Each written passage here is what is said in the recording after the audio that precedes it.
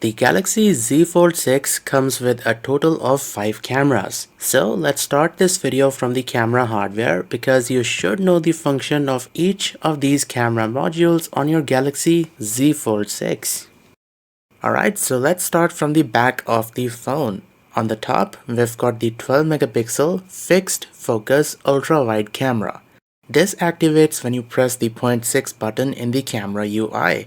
And with a 13mm lens, it's gonna capture a lot of area.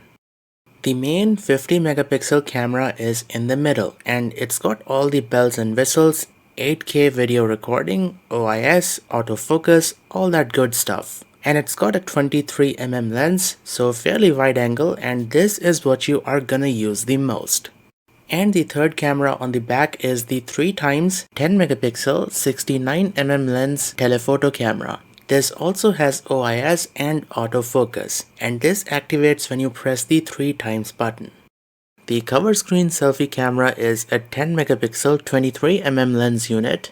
It also records in 4K 60, but it does not have autofocus. So tapping on a subject while taking selfies is not gonna do anything. The subject is always gonna be in focus. So it's kind of like a fixed focus wide angle front camera.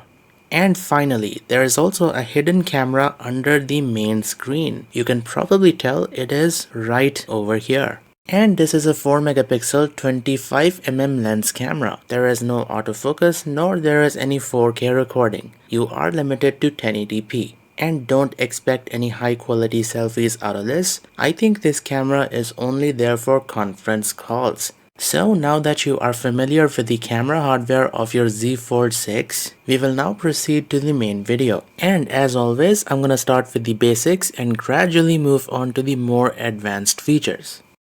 Alright, so in the starting of the video, you might have seen me holding the phone with its cover screen open. This is a feature of the Z Fold which allows you to use the high quality rear cameras for taking selfies.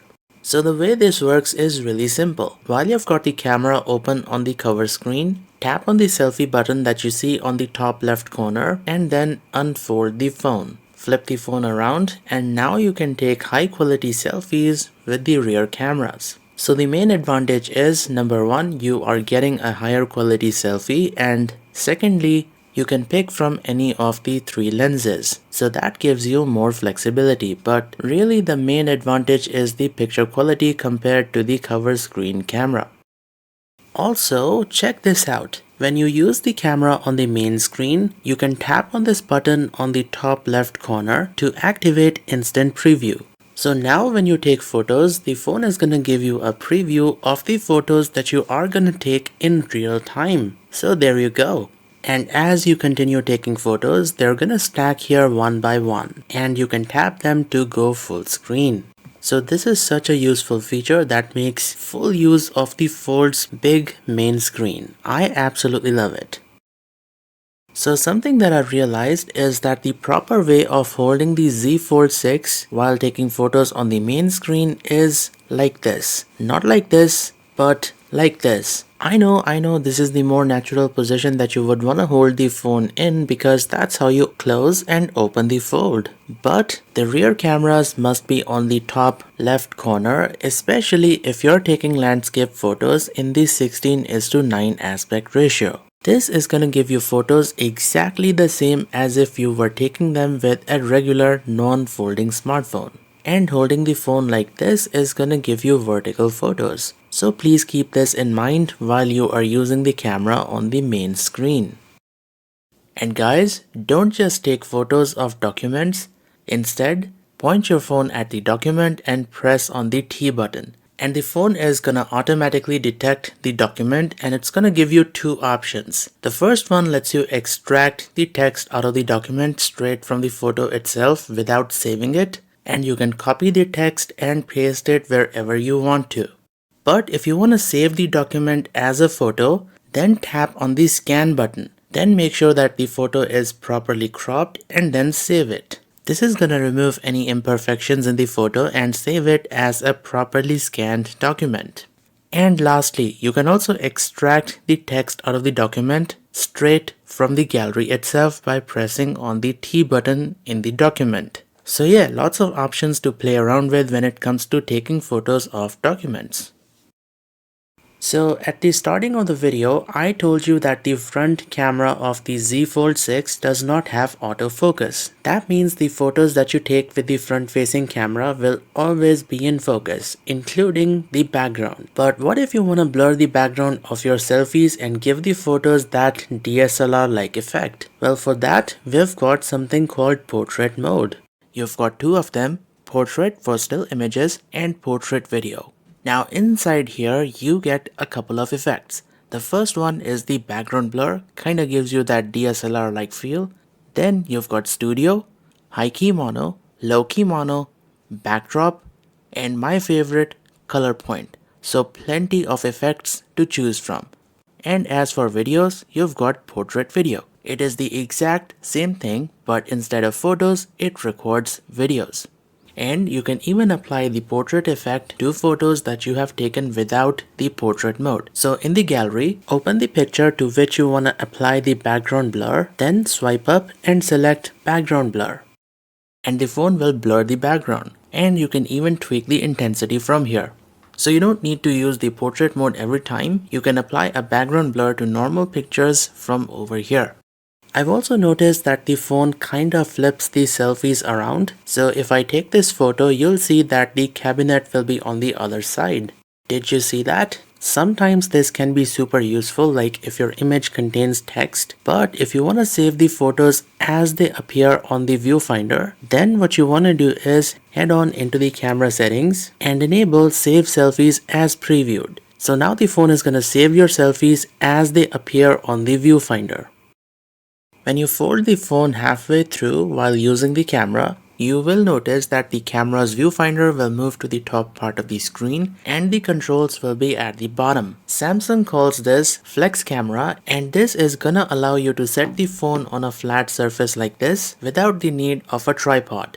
This is great for taking group selfies when you don't have anyone to hold the phone. All you have to do is show your palm to the phone and it will take a photo, or if you're in the video mode, then it's gonna record a video. Super convenient, right?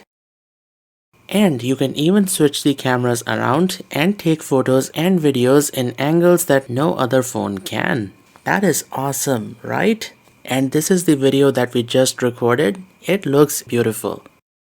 And I absolutely love having the controls at the bottom because that makes controlling the camera and setting the focus extremely easy. And you're not just limited to this angle. You can actually set these screens to any angle that you like. This is gonna allow you to get super creative with your photos and videos. And if you haven't noticed, I've recorded these clips in the Pro video mode, which gives you full manual control over the Z Fold's cameras, which is gonna allow you to fine-tune each and every aspect of the camera. Now, of course, it takes a bit of practice and also trial and error, but eventually once you figure out the right settings, you're gonna end up with a photo or a video which looks far superior to what you would get in the auto mode. So you've actually got two manual modes, Pro for photos and Pro video for videos. Both of them provide similar functionality. They give you complete manual control over the camera. And this allows you to control the camera's ISO level, which is basically the camera's sensitivity to light. Higher the ISO, the brighter your photos and videos are gonna be. Next, you've got the shutter speed, which controls how long the camera sensor is gonna be exposed to light. Then you've got the setting which allows you to control the focus manually. Now you may ask, how do you know if an object is in focus or not? Well, check this out. As you adjust the focus manually, you will notice that the phone applies a green highlight to the areas that are in focus. This feature is called peaking focus, and it will let you know which part of your image is in focus when you adjust the focus manually in the manual modes. So this makes it super easy to figure out which part of your frame is in focus. So next, you've got white balance, which controls the color tone of your image or the video. And finally, you can also choose how the microphone captures the audio. I'm not gonna go into too much detail about ISO, white balance or the exposure because I have a dedicated video about the manual modes on Samsung smartphones. So if you're interested in learning how to use the manual modes, you might want to go ahead and check out this video. I will put the link in the video's description. Now, for casual photography, I would always recommend using the auto mode because it does a fairly good job. But when you're trying to do something that's a bit more advanced, that's where the manual mode comes in. And once you dial in the right settings, it's gonna give you photos and videos that are better than what the auto mode does. And I also took a photo with the auto mode just to do a little comparison. And as expected, the photo taken with the manual mode is better. At least it's got less bloom and noise. So the manual modes are superior compared to the auto mode. The only thing is you need a bit of patience to dial in the right settings. But sometimes the extra effort is totally worth it. I also find tracking autofocus extremely useful, especially while recording videos. To enable this feature, go into the camera settings, under General, enable tracking autofocus.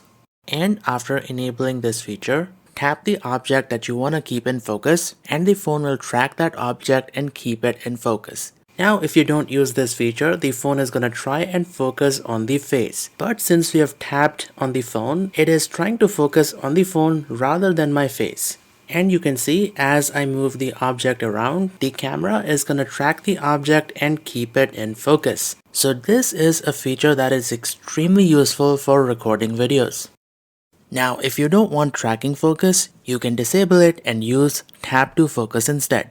So tap on the subject that you want to focus and you can also adjust the exposure by using this slider.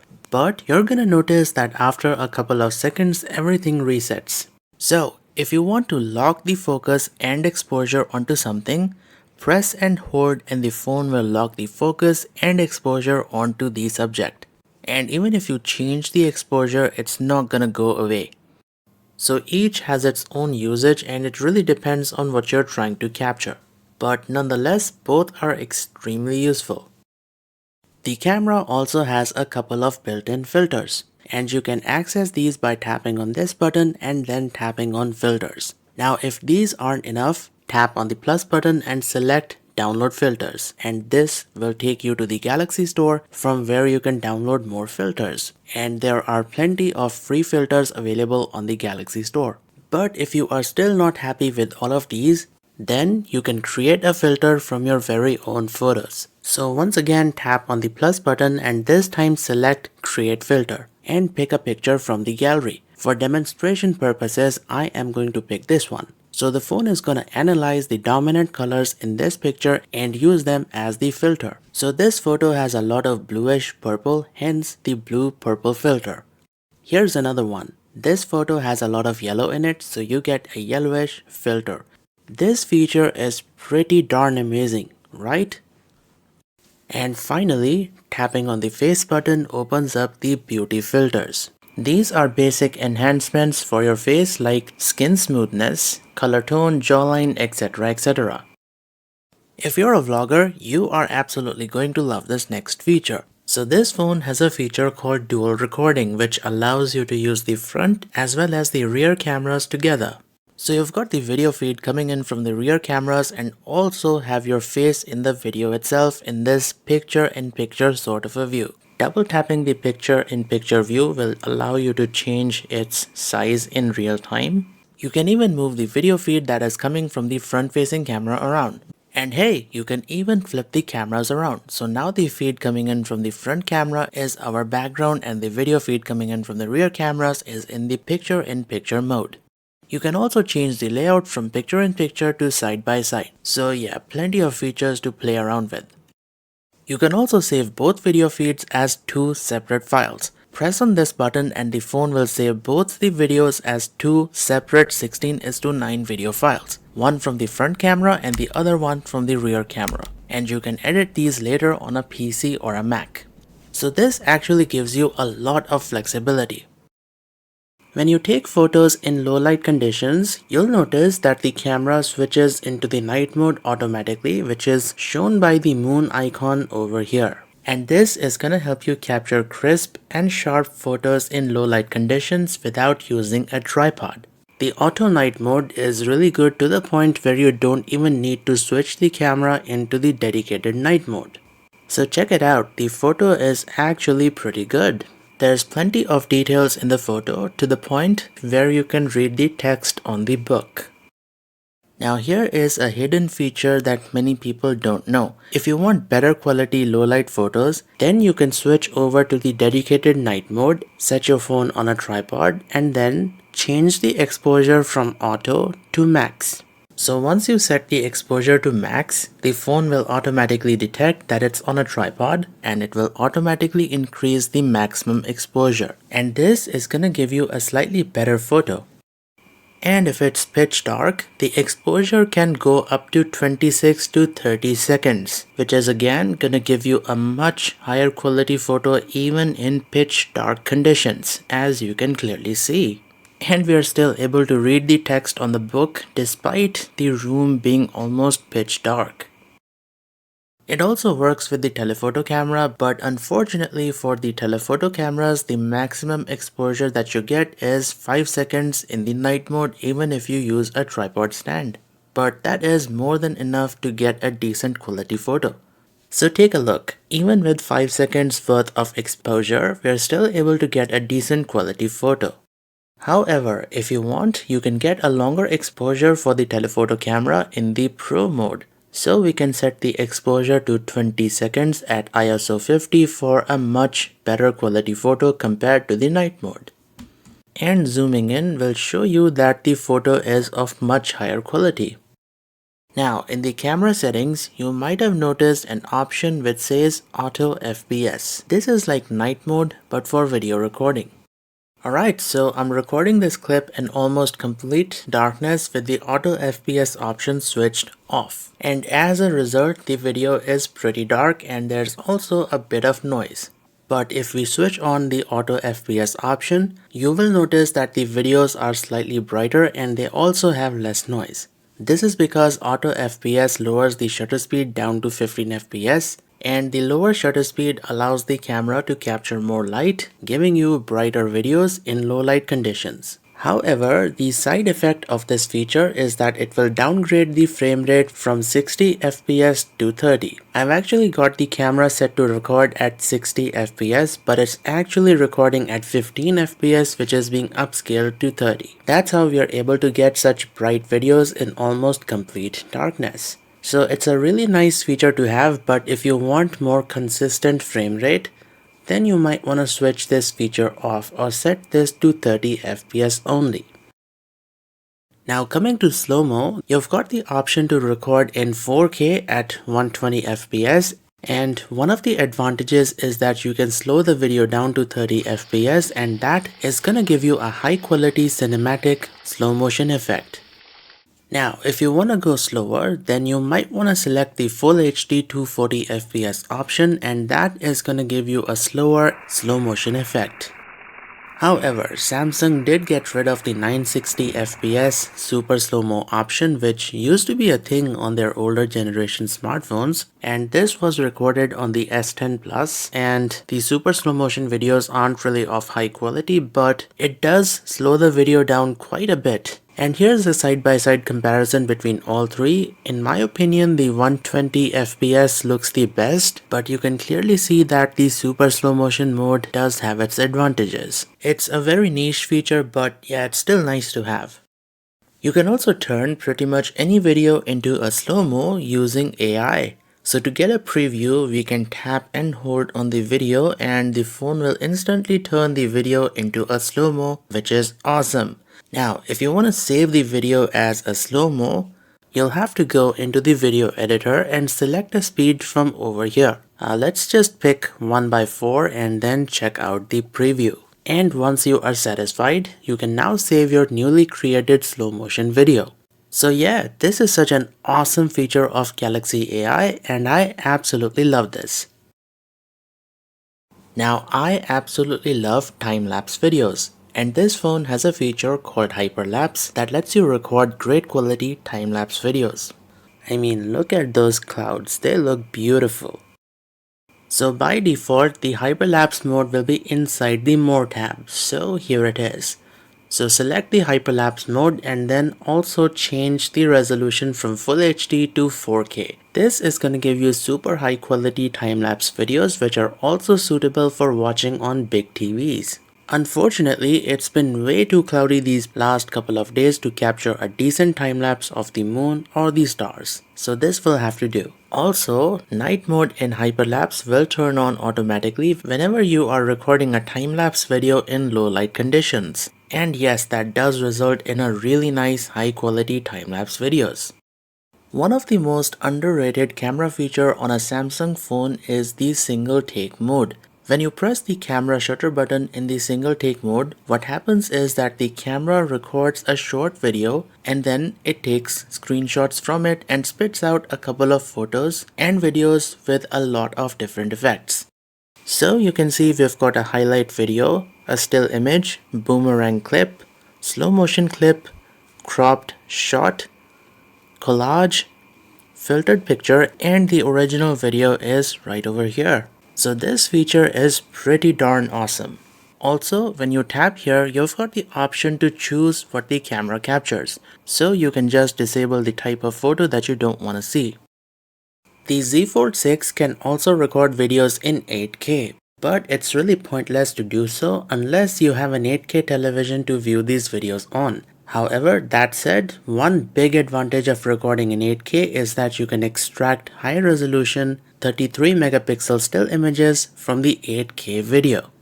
So go into the gallery and select the 8K video that you want to extract the still image from. Navigate to the part of the video from which you want to extract the still image. Pause the video and press on this button. And this will extract a full resolution 33 megapixel still image from the 8K video. And the phone will save the extracted still photo in a folder called video capture. Here it is. And holy moly, check out that resolution, 7680 into 4320. That is 8K. And this is such a high resolution photo that you can zoom in all the way without having any pixelation or distortion. This is impressive for a phone. However, I would still recommend that you stick to UHD 60, that is 4K 60 FPS videos if you want butter smooth high resolution videos. This is the resolution that I use and these videos are perfect for watching on a big 4K TV. The only limitation and downside is that you won't be able to switch between the camera lenses if you select 4K 60 FPS. So with this limitation, if you want to record in 4K 60, you'll need to pick the camera lens before you hit the record button. But if you want to switch between all three cameras while recording the video, drop the frame rate down to 30 FPS. And now you'll be able to switch between the cameras while recording a video. You can also switch between all the cameras if you select the Full HD 60 FPS option. This limitation only exists if you record in 4K 60 FPS. Unfortunate limitation, but yeah, it is what it is. And speaking of video recording, did you know that you don't have to switch to the video mode to record a video? If you press and hold the shutter button in the photo mode itself, the phone will start recording a video. See that? And now you can either keep your finger on the screen to continue recording or drag it to this lock icon to get some additional options. So now you can switch between the cameras, take a still photo, and even pause the video recording. So this way you can quickly record a video without going into the actual video mode. The only limitation of this is that it records videos in Full HD. So if you want to record videos in 4K, that is UHD, you'll have to go into the dedicated video mode. The problem with changing the modes is that it takes a couple of seconds. Let me demonstrate. So to record a video, you are going to launch the camera, then change the mode from photo to video, and then finally hit the record button. And during these 3 to 4 seconds, you might miss out on that special moment that you want to capture.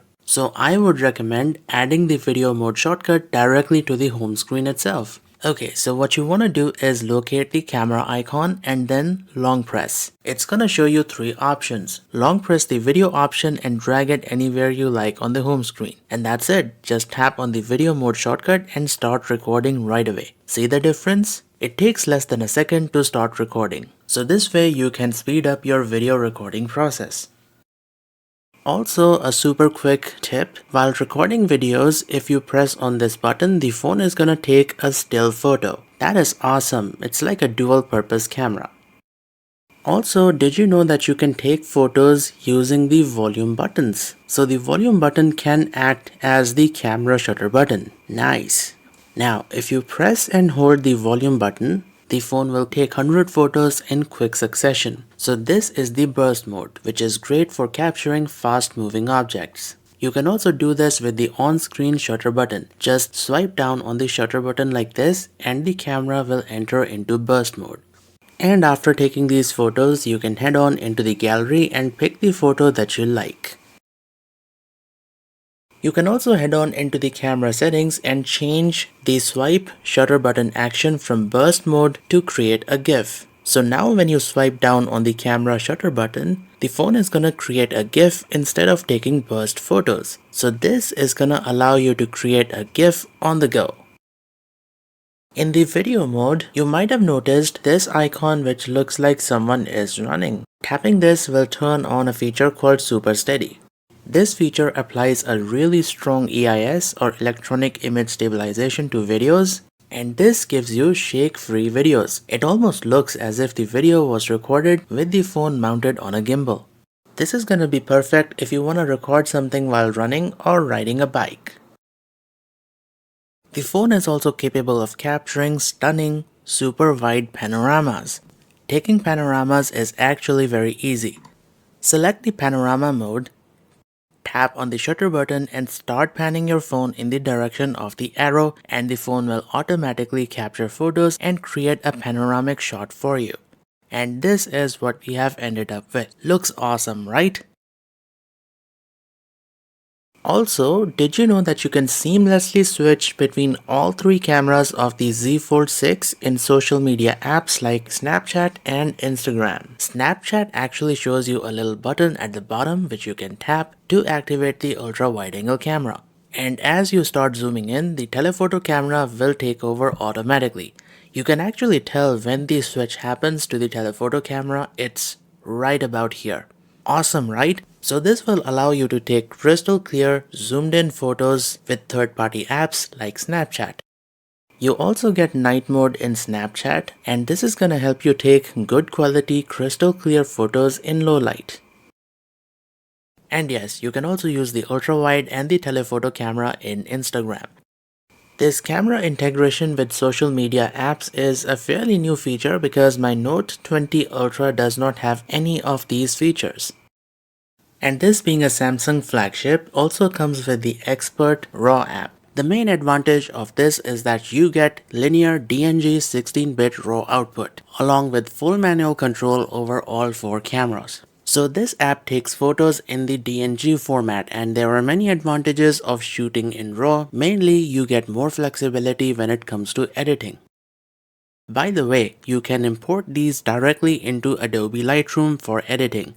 Now, I'm not a professional photographer, so I'm not gonna pretend I know everything about Lightroom and RAW, but I will say that a little editing goes a long way. So check this out. We have gone from a crappy looking, unusable photo to something that is a little bit more presentable, and I've barely spent about 5 minutes tweaking the settings in Adobe Lightroom. So, if you are into professional photography and you know your way around Lightroom, then the Expert RAW app is a game changer.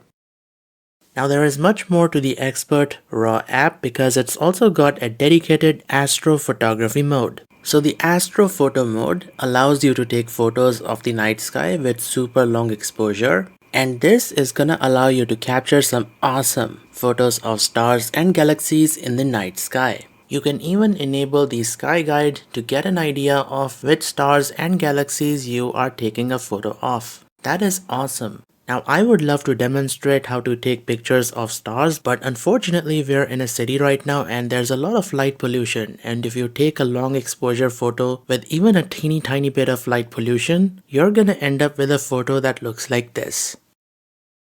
But if it's completely dark, this is the kind of photo that you can expect from the Astro photography mode in the Expert RAW app. Amazing, right? Also, if you have a Bluetooth headset or your earbuds connected to the phone, then you can use its microphone to capture audio. So go to the Pro video and under the Audio tab, select Bluetooth. So now when you record a video, the phone is going to capture the audio that is coming in from the earbuds. Now if you select the BT Mix option, then the phone will capture audio from two sources. Its internal microphone and also through the microphone that is on the earbuds. Very useful if you and your cameraman want to talk while recording a video.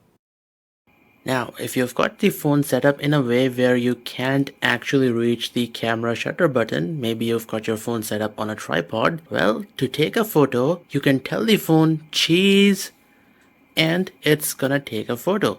Or if you are in the video mode, you can tell the phone to record video. And the phone is gonna start recording a video. So this is how you can control the camera of your Z Fold 6 with your voice. Now voice command will be turned off by default, so you will have to go into the camera settings, scroll down to shooting methods, and then enable voice command from here. Now if show palm is turned off, you might want to enable this as well. There's also a feature called shot suggestions. If you enable this, the phone will kinda help you compose your photos. So it will analyze the scene and place a dot on the screen, and you can move your phone towards the dot and get an overall better composition.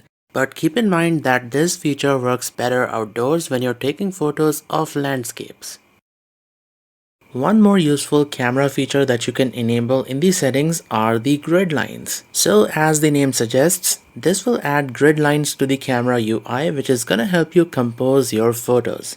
This is something that I actually use while recording videos to figure out if the phone I'm holding is in the center of the screen or not. And along with it, you also get a level indicator, which will tell you if your phone is level or not. Quite a useful feature.